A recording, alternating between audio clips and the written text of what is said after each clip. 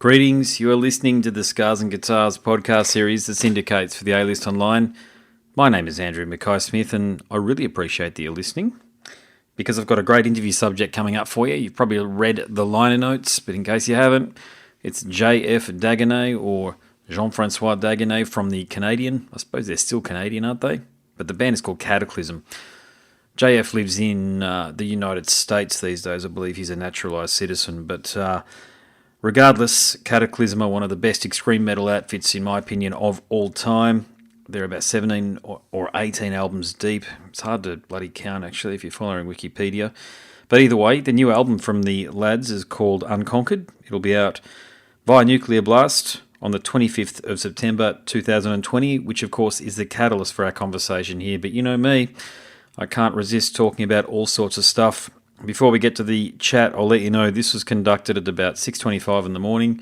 I sound really dusty, like as if I've had a tough night the night before, meaning been drinking and carrying on and all the rest of it. I haven't been. It's just I'm not really a morning person, to be honest with you, except if you get an opportunity to chat to Jean-Francois from Kataklysm. So here he is. Let's go. Hello. Hey, mate. How's things going? Good, yourself?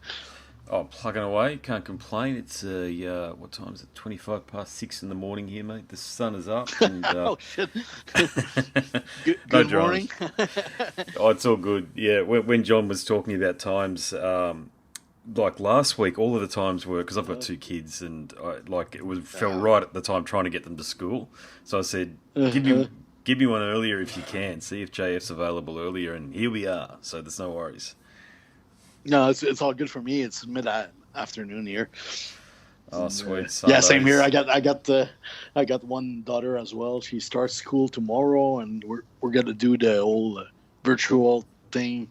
So she's gotta sit in front of a laptop for a few hours, and I gotta wake up early to make sure that happens as well. Oh gosh, yeah, is that right? So you're in Texas, if I'm not mistaken. So is that right? Texas is all yes. Remote learning for kids at the moment.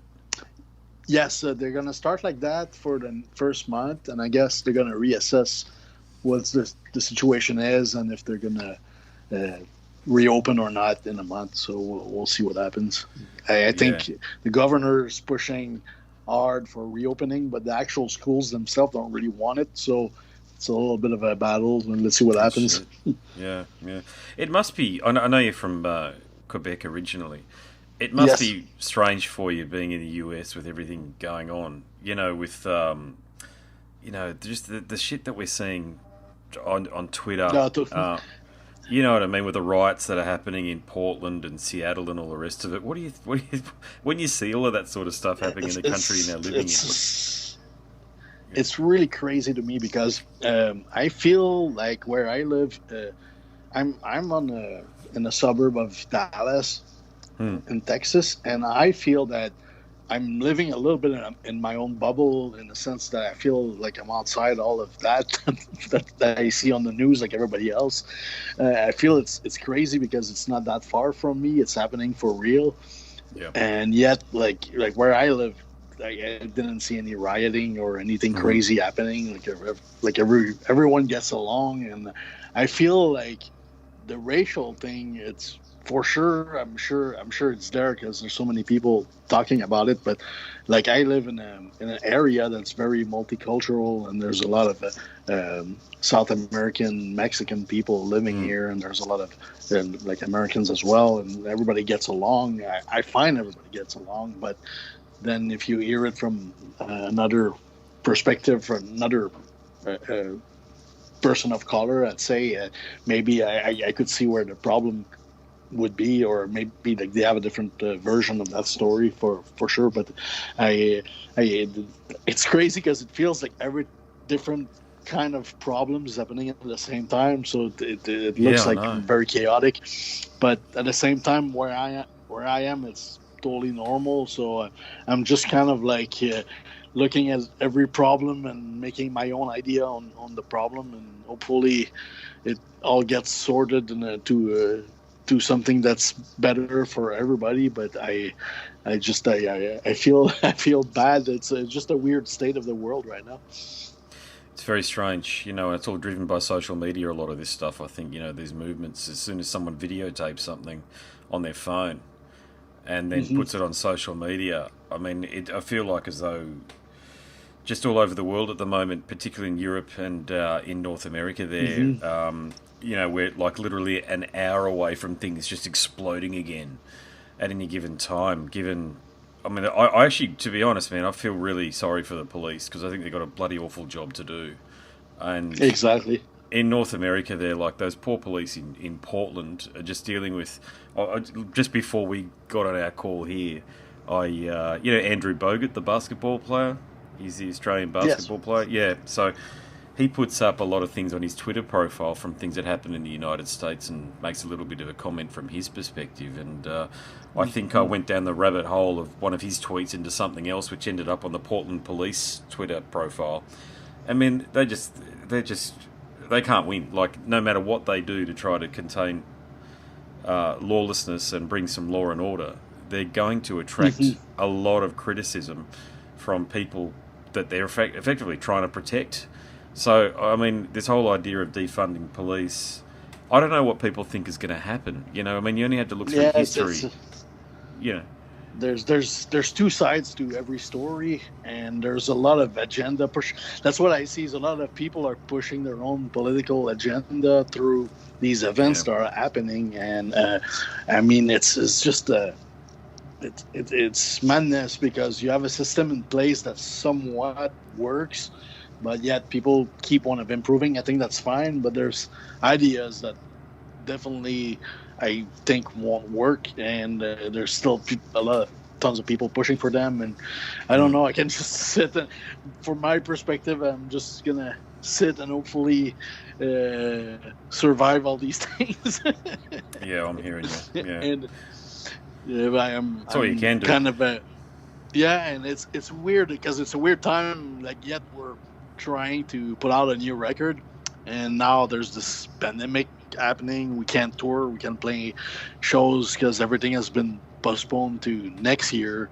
So we're trying our best to promote the stuff, but at the same time all these other things are happening on the news that I think are taking over everything, because that's how people are interested into, is all these other problems that are happening around us, and it makes it really hard for a musician at the moment to try to push their own art and things. Yeah.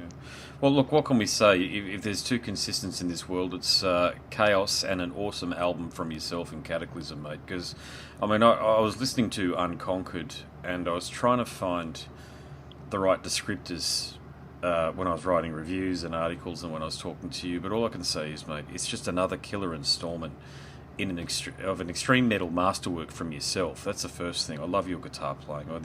Don't know if you remember, we had a chat about a year and a half ago. I remember. I was stoked about talking to you again. It's today. But look, you're up to your 17th album.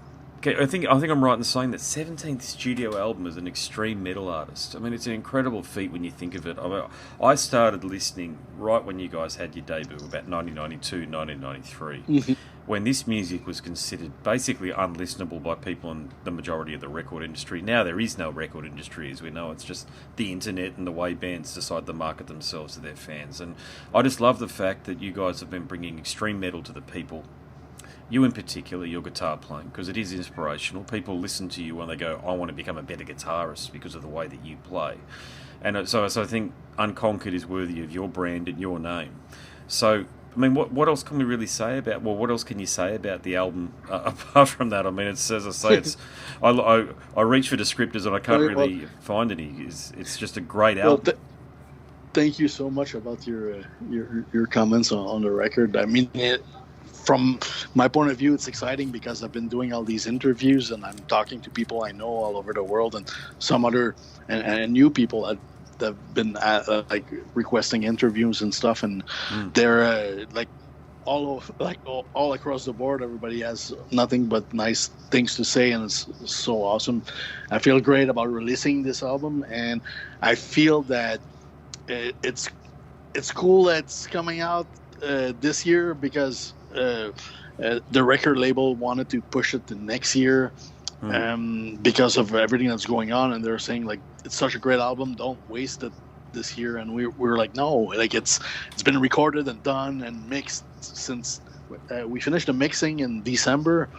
Oh wow! So we fought back and we really wanted it out this year. So they managed to get the date of September 25 for the release, and we were really happy that it's coming out now. So and at the end of the day, we were like, who cares if we lose a bit of sales because it's not in prime time or whatever. But I think now is a great time for metal. People are pissed off and angry everywhere, and angry music, it's I think it has a place right now this year. And I feel that another something that's new on this record, I because I want to come back to your question.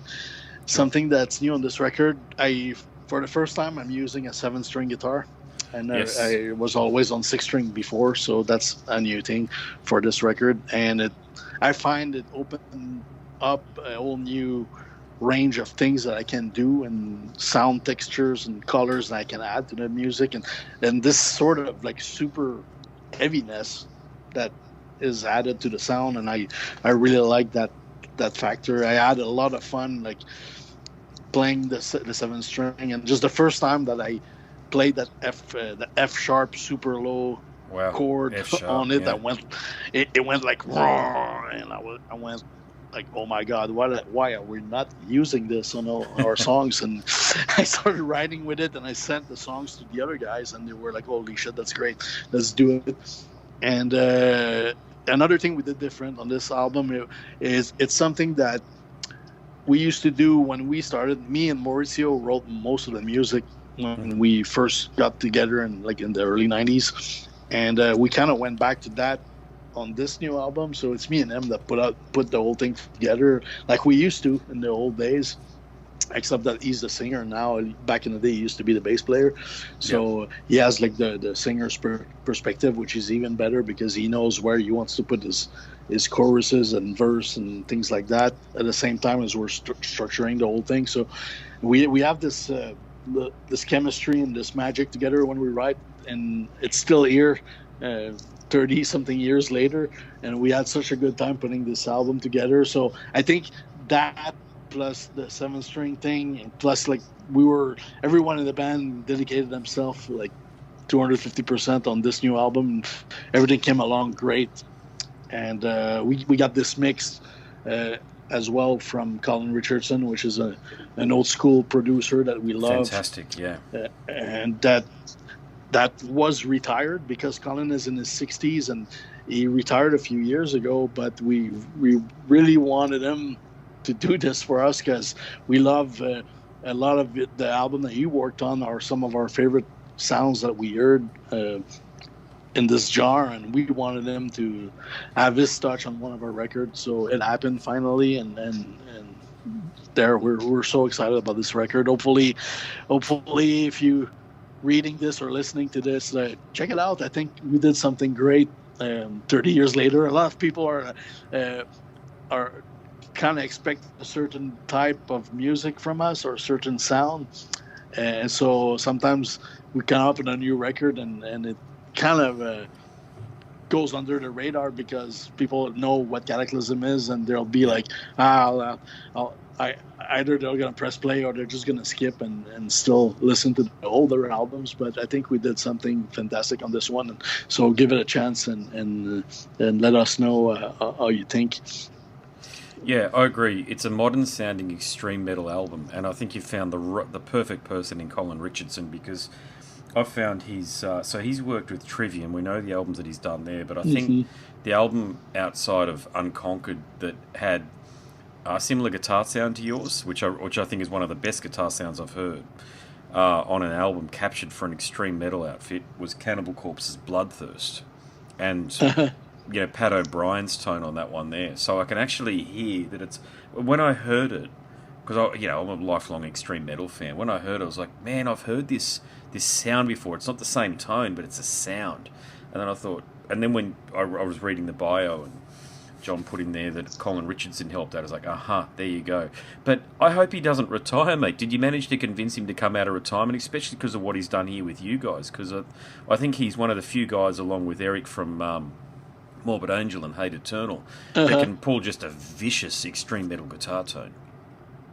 Yeah, I mean, he was retired, and what happened is I have a friend in the UK called Chris Clancy. He also worked on this record. He's an engineer as well, and I know Chris for years, and we've been talking, and we were talking one day about guitar tones.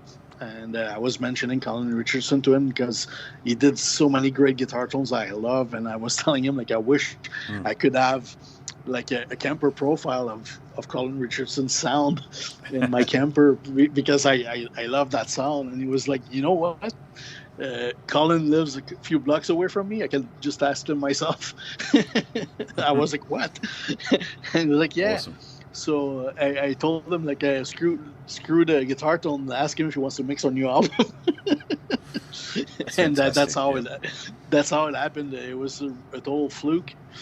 And at the same time, like, he said yes. And so what happened is Colin, he's retired. He doesn't own a studio. And he's not very familiar with the latest technology of audio recording. Sure. So we got together with Chris Clancy, which is one of my friends, and because Chris knows everything that's modern. He knows, like, Pro Tools in and out, everything that people use on modern records.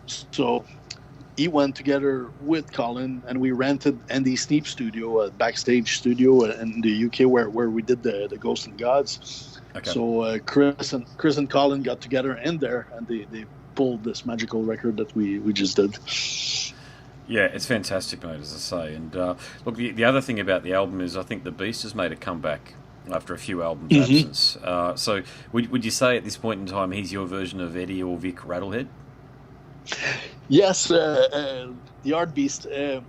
He was there on a very successful era of the band, part of the imagery and all that, and we decided to let him go because we wanted to venture, explore different things. And then when we were looking for an artist for this new album, there's people had thrown the idea of, why don't you bring back the Beast?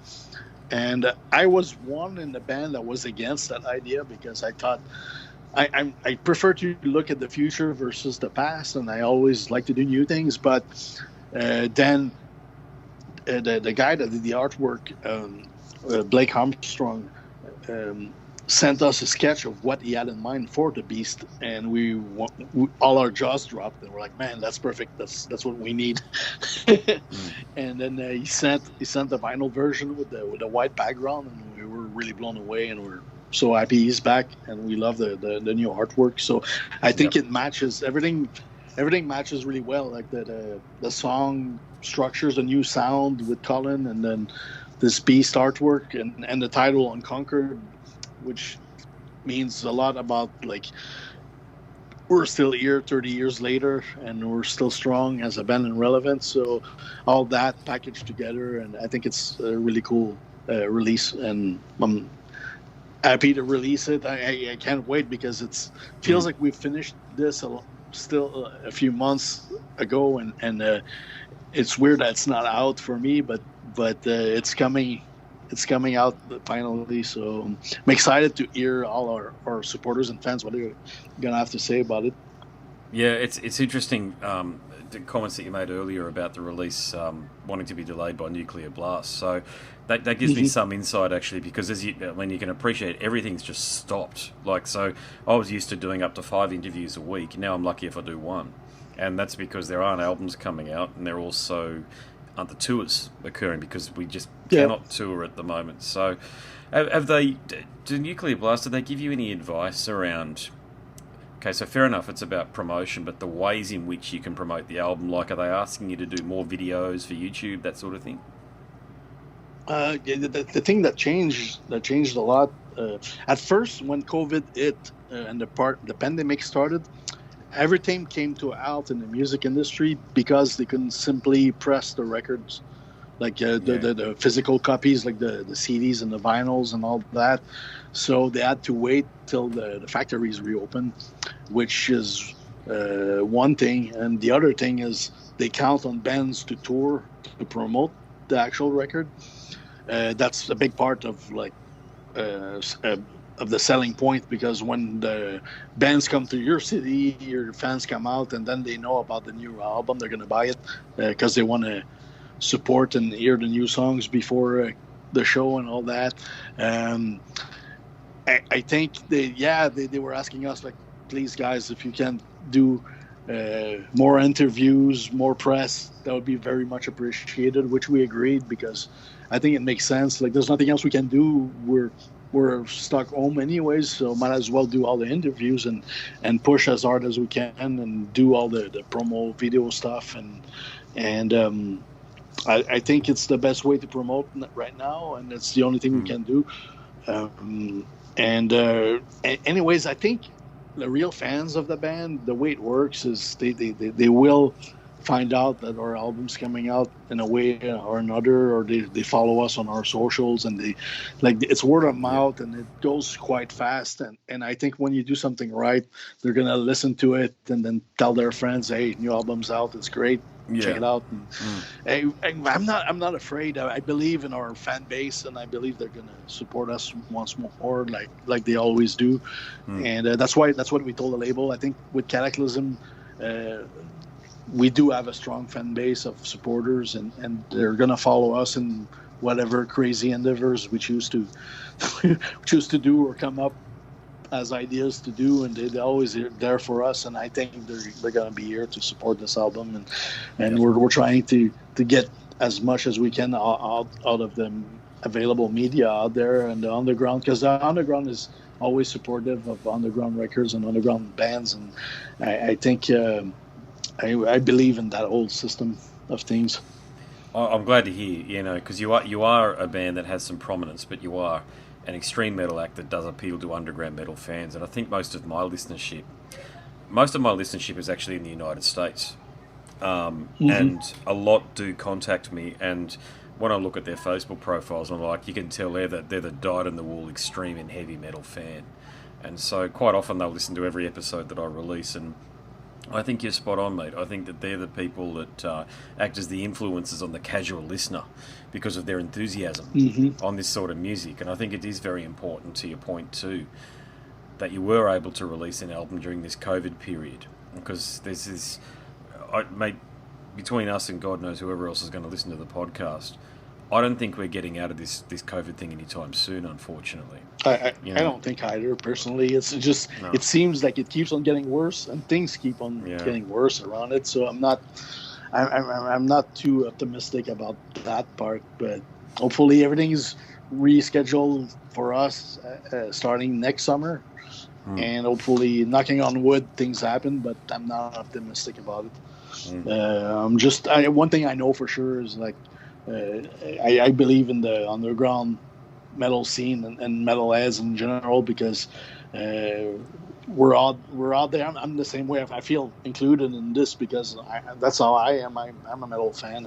I keep I keep looking online to news of what's going on in the metal world, and I love new music, and I love what's going on, to see what's going on with bands, what they do, what they come up with, and I'm into it. So I believe this thing is gonna set us apart from, like, the more mainstream type of musicians and artists. Now, let me ask you this, because I'm writing a book at the moment, but has anybody approached you about writing your story? Because I imagine you have a heck of a story to tell about your time in the band. Well, no, never. I never had that. I thought about it. Eventually, at some point, to maybe write all of it down, like the story of everything through my eyes, because I feel like sometimes I'm the guy in the band that speaks a bit less than the other ones. I'm less in the media than the other, like Mauricio, and sometimes Stefan is more like the guy that's hanging out a lot with the public, and he has so many friends, and I'm just always, I feel like I'm the guy in the background, but I have my own version of things. Maybe it would be interesting to have that coming out at some point, but No, I've never been asked that before. That's interesting because I think at last count there were only 5 or 6 books out there from heavy metal and extreme metal luminaries. So talk Hmm. about Max Cavalera, Dave Mustaine, Rex Brown, but yourself, the guys in Cannibal. I mean Trey from Morbid Angel, God, he's the alpha and the omega, really. I mean, I'd love to write his autobiography, ghostwrite it at the Uh-huh. very least. But there's just this, and God, we all read, don't we? I mean, especially with the restrictions that are still here and the like. So yeah, I look, Absolutely, yeah. plant the seed, mate. I'm writing my first book. Once I've done that, mate, I might reach out and say, if you want me to help you write yours, I'll I'll offer my Oh, services. absolutely. I'd be into it. I mean, if I could get somebody to actually take what's in my head and somehow make sense of it on paper, it might be a cool idea. Yeah, indeed. Yeah. Hey, mate, I'll make this my last question before I go and get the kids Yes. organised for school. But look, the Australian tour, like I know the unfortunately the Brisbane show was cancelled, wasn't it, last year? So with Hypocrisy, but the tour did go Uh-huh. ahead, if I'm not mistaken. So was it a success for you guys? Otherwise, Yeah, I mean, we had such a great time in Australia.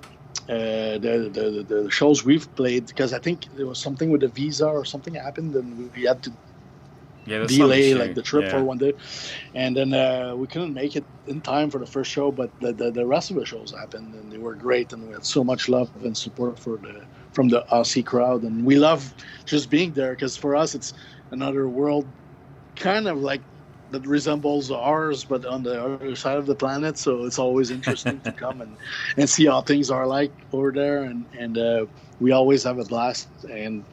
And also with the Hypocrisy guys, because we know those guys from way back in the day. We did many yeah, tours with them, and we're aging, but I think we're aging well together.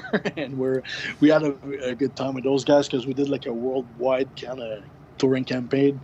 So we did the European, like a Euro tour first, and then it was Australian, and we went from there. We went to Japan, and Japan was good as well. It was fun, um, and nothing bad to say about the Australian metal scene. I think the shows were good. A lot of it was intense, and I know that we're not coming every record, and we whenever we can, we will we will come, and you can tell because everyone was so angry, hungry to hear us play and yeah. enjoy the show. So hopefully we can come back again with this record. It would be awesome.